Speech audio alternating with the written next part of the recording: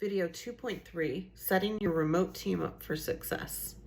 We've talked about shifting your team into remote work and shifting yourself into being a remote manager. If proper guidelines are set, remote working can increase innovation, productivity, and enable your employees to have a better work-life balance.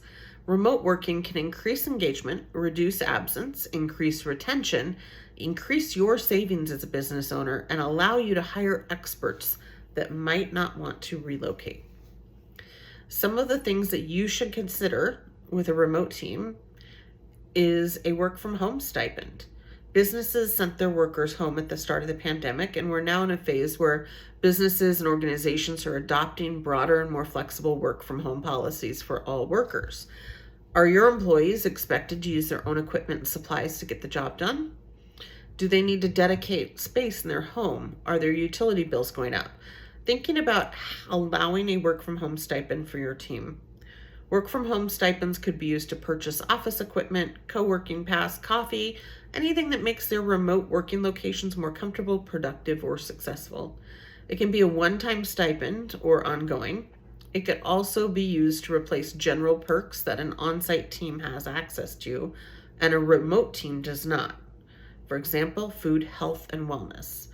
Learning and development perks. If you offer a stipend, you'll need to look at how taxes are handled and if they're grossed up by your organization or if your employees will cover those taxes. Workers' comp and state laws. Take time to talk to your insurance company and review any state employment laws that might apply to remote working.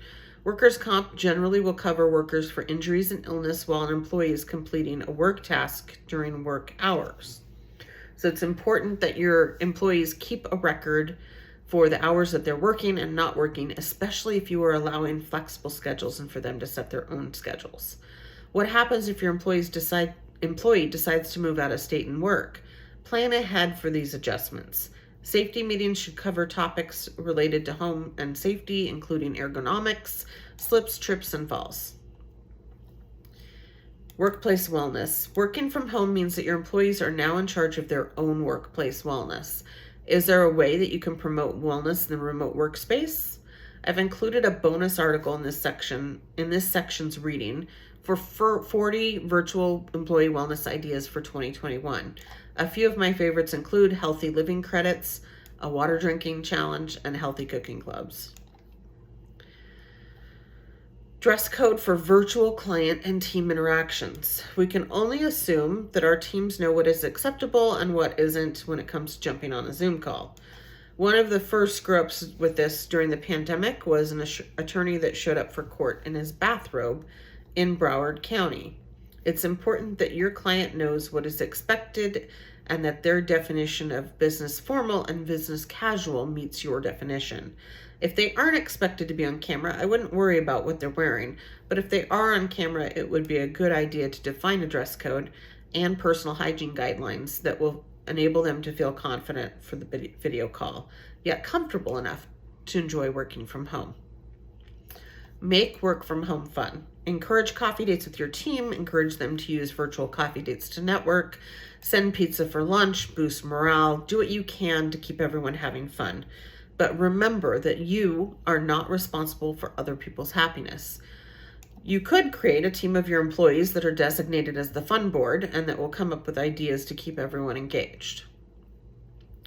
Cybersecurity. Ensure that your employees have the hardware and software that they need to keep your data secure and that their family members are not using their work devices. Your team should be using VPN and make sure everyone is using the cloud for storage. Home Wi-Fi should be password protected and do extra training on email phishing. Boundaries. Have team conversations about policies and expectations, including surrounding boundaries. We've talked about boundaries throughout the earlier modules of this class, so just keep reiterating boundary setting and boundary respecting. Connect with your team. Have individual conversations with each team member about their family and personal life so that you have a clear understanding of what their lives are like and how you can best support them. Ensure that they have workspace at home. Find out if they need a chair, a desk, a better chair, what you can do to help out with their office space. Which leads to office supplies. Develop a protocol for getting your team the supplies they need, especially if they don't have company credit cards. Give them a budget to work with so that they can expense. Better yet, set up in a way that they can order what they need. Is part of the stipend we discussed earlier. Telephone and internet access. Do they live in a place that has this? Do they have this? Consider covering the cost of this. And training on software and technology, cloud storage, and all of your new processes. For reading 2.3, you will be learning from 2 articles plus a bonus article, First-Time Remote Manager and the Employee Checklist for Transitioning to Remote Work. Then we'll be discussing and reflecting on how to best implement a new remote employee for your business.